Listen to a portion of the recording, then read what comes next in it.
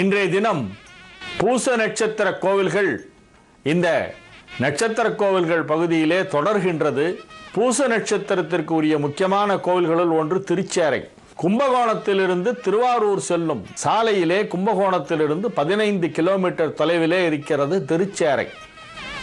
திருச்சேறை சாரநாத பெருமாள் கோவில் என்பது மிகவும் சிறப்பு வாய்ந்தது. மன்னார்குடி ராஜகோபால பெருமாளாக ஒரு மன்னர் இங்கே வந்து பார்த்தபோது அவருக்கு தரிசனம் கொடுத்திருக்கிறார் இந்த பெருமாள். 108 திவ்ய தேசங்களிலே வேறு எங்கும் இல்லாத அளவுக்கு பெருமாள் 5 பிராட்டியுடன் 5 தாயார் சன்னதியுடன் விளங்குகின்ற ஒரே ஸ்தலம் திருச்சேறை. ஸ்ரீ சாரநாத பெருமாள் கிழக்கு நோக்கி நின்ற திருக்கோலத்திலே சேவை சாதிக்கிறார்.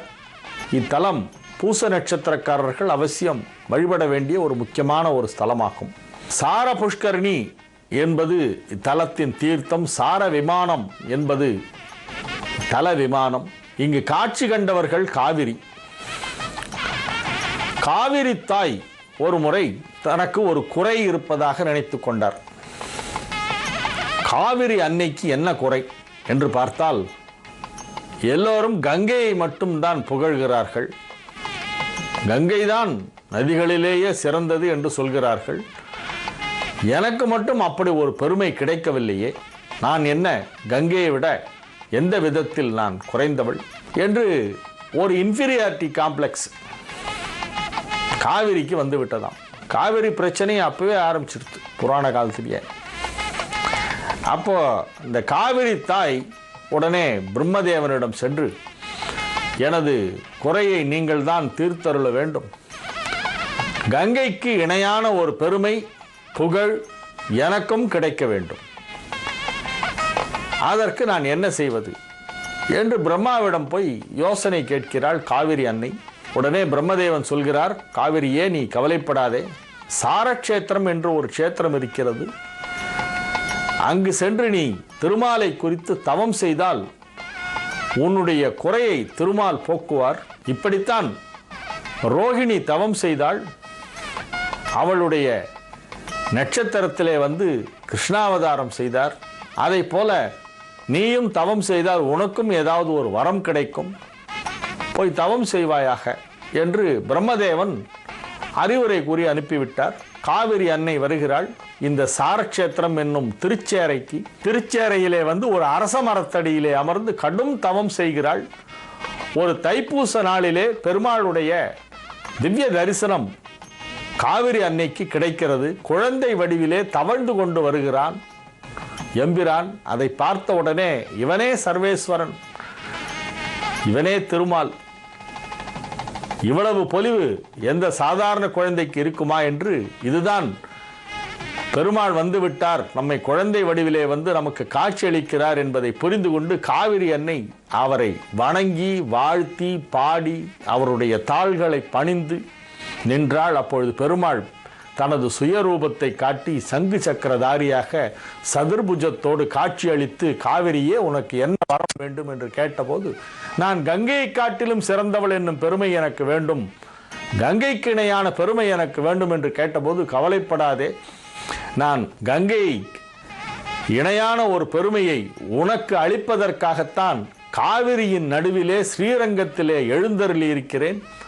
ராமாவதாரத்திலே விபீஷணனுக்கு வழங்கப்பட்ட ஸ்ரீ ரங்கநாத விக்கிரகத்தை எடுத்து வரும்பொழுது அதை காவிரிக்கு நடியிலே உள்ள ஒரு சிறிய தீவான ஸ்ரீரங்கத்திலே வைக்க செய்தது என்னுடைய திருவிளையாடல்.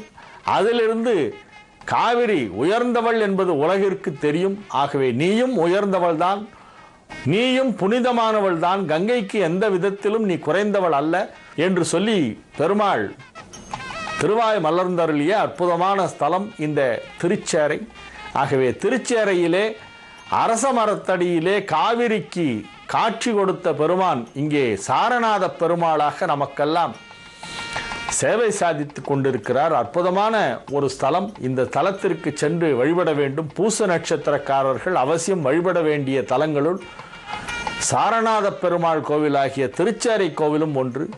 அதே போல இந்த அரச மரம் தலவிருட்சமாக இருக்கக்கூடிய மற்ற 2 கோவில்கள் இந்த நிகழ்ச்சியிலே நான் எடுத்துக்கொண்டிருப்பது பரிதி நியமம் என்னும் ஒரு கோவிலும் திரு அரசிலி என்பதுமாகும்.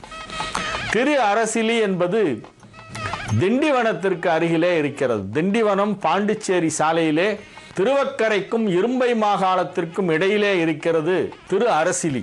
இவ்வூருக்கு தற்போது மக்கள் வைத்திருக்கின்ற பெயர் ஒழுந்தியாப்பட்டு என்று சொல்கிறார்கள். அங்கு சென்று திரு அரசிலி என்று சொன்னால் அது தேவாரத்திலே வருகின்ற பெயர். இப்பொழுது உள்ள மக்களுக்கு அங்கே ஒழுந்தியாப்பட்டு என்று சொன்னால்தான் தெரியும். கிள்ளியனூர் தைலாபுரம் சாலையிலே ஒழுந்தியாப்பட்டு என்று ஒரு போர்டு இருக்கும். அந்த போர்டு காட்டுற வழிப்பாதையிலே சென்றால் ஒழுந்தியாப்பட்டு கோவிலை அடையலாம். அங்கே சிவபெருமானுக்கு அரசிலிநாதர் என்னும் திருநாமம், அஸ்வத்தேஸ்வரர் என்னும் திருநாமமும் வழங்குகின்றது. அஸ்வத்த என்றால் அரச மரத்திற்கு வடமொழி பெயர் என்று நான் முன்னமே சொல்லி இருக்கிறேன். அஸ்வத்தேஸ்வரர் என்ற ஒரு திருநாமமும் அங்கு ஈசனுக்கு வழங்கப்படுகிறது. அம்பாள் பெரிய நாயகி, அழகிய நாயகி என்னும் திருநாமங்களுடன் அழைக்கப்படுகிறாள். வாமதேவ முனிவர் வழிபட்ட தலம். வாமதேவ முனிவருடைய சிலா விக்கிரகத்தை அத்தலத்திலே நாம் கண்டு தரிசிக்க முடியும். வாமதேவ தீர்த்தம் என்னும் தீர்த்தம் இங்கே இருக்கிறது. சலமரம், அரச மரம். இங்கு பிரதோஷ வழிபாடு மிகவும் சிறப்பு வாய்ந்தது. ஒரு பிரதோஷ நாளில் தான் வாமதேவ முனிவருக்கு சிவபெருமான் இங்கு காட்சியளித்தார். வாமதேவ தீர்த்தம், அரசடி தீர்த்தம் என்றெல்லாம் அது அழைக்கப்படுகிறது. வைகாசி விசாகத்திலே 10 நாள் திருவிழா மிக சிறப்பாக இக்கோவிலிலே நடைபெறும். 7ஆம் நாளிலே அரச மர வாகனம் என்னும் ஒரு வாகனத்திலே இங்கே ஈசன் எழுந்தருள்கின்ற ஒரு காட்சி. இது வேறு தலங்களில் இல்லாத ஒரு அற்புத ஒரு காட்சியாக அரச மர வாகனத்திலே எழுந்தருள்கின்ற ஒரு காட்சி இங்கே பார்க்க முடியும். ஒழுந்தியாப்பட்டு திண்டிவனம் பாண்டிச்சேரி சாலையிலே தைலாபுரம் அருகிலே இருக்கிறது ஒழுந்தியாப்பட்டு. இது பாடல் பெற்ற சைவ ஸ்தலங்களுள் 276 ஸ்தலங்களுள் ஒன்று.